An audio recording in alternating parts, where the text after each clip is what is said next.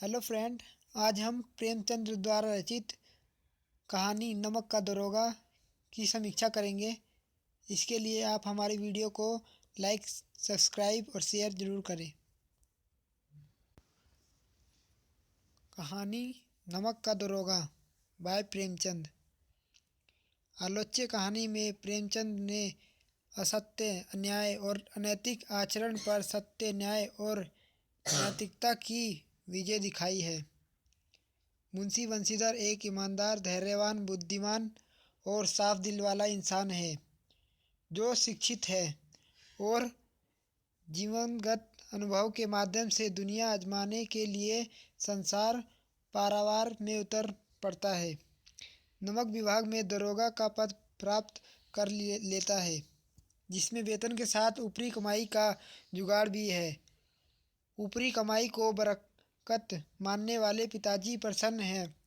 परिवार भी खुशी से फूला नहीं समाता।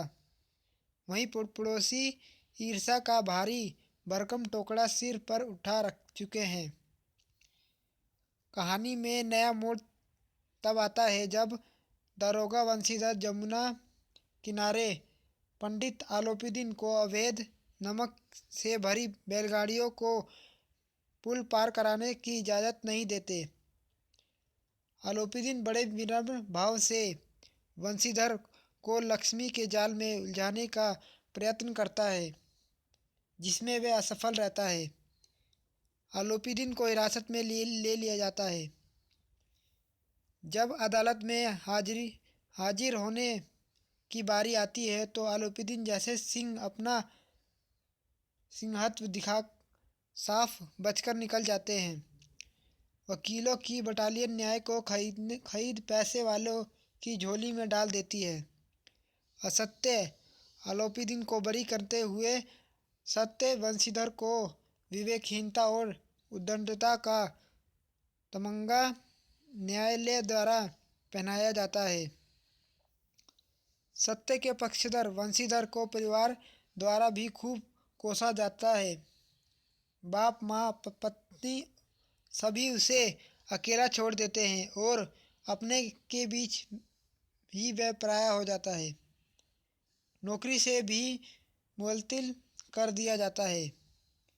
इसी दौरान आलोपीदीन बंशीधर के घर सज्जन बनकर एक दिन आते हैं, जिस पर घरवालों को यकीन नहीं होता, किंतु आलोपीदीन स्टाम्प दस्तावेज दिखाकर जिद पर अड़ जाते हैं कि बंशीधर को अपनी सारी जमीन जायदाद का स्थायी मैनेजर नियुक्त किए बगैर द्वार से नहीं जाएंगे। बंशीधर भी नानुकुर के बाद हस्ताक्षर कर स्वयं को सौभाग्यशाली मानता है। वस्तुतः कहानी का अंत सुखद और हृदय परिवर्तन की कथा रूप में गांधी प्रभाव को अस्वीकार भी विद्वान द्वारा कर लिया गया है। किंतु क्या वास्तव में आलोपीदीन का हृदय परिवर्तन हुआ है? क्या आलोपीदीन अहंकार, बड़बोलेपन से युक्त उस तंत्र व्यवस्था का प्रतिनिधित्व नहीं करता जो छद्म से ईमानदारी को खरीदकर अपने अधीन करने का ही सफल प्रयास है? जिस काम को धन, बल और के आधार पर नहीं किया जा सकता, उसे विनम्रता बड़े ही सफलतापूर्वक से अंजाम देती है। इसी का नाम छद्म व्यवस्था है। पात्रों के रूप में बंशीधर सीधा, सरल और ईमानदार है। जो ईमानदारी का कटु अनुभव करता है तो ईमानदारी उसके लिए नए रास्ते भी खोलती प्रतीत होती है। धन और धर्म के युद्ध में बंशीधर चुपचाप खड़े थे। उनके पास सत्य के सिवा ना कोई बल था, ना स्पष्ट भाषण के अतिरिक्त कोई शस्त्र।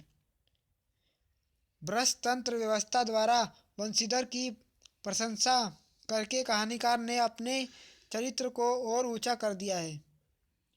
आलोपीदीन भगवान से प्रार्थना करते हुए कहते हैं, परमात्मा से यही प्रार्थना है कि वे आपको सदैव वही नदी किनारे का बेमुरब्बत, उद्दंड, कठोर परंतु धर्मनिष्ठ दरोगा बनाए रखे।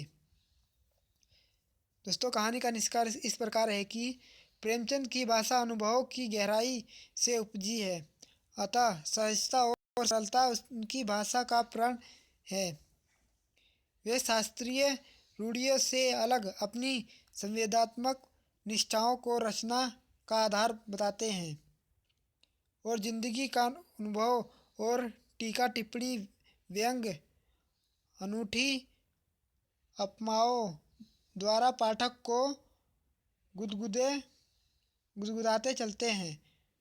भाषा बहते पानी की भांति निश्चल और नितांत संप्रेक्षणीय, चित्रमय और व्यंजनात् लिए हुए है।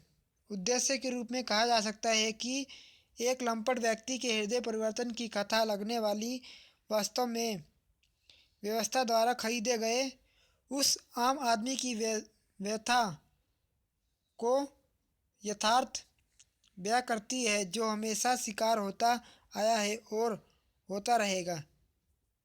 फ्रेंड, वीडियो देखने के लिए आपको धन्यवाद।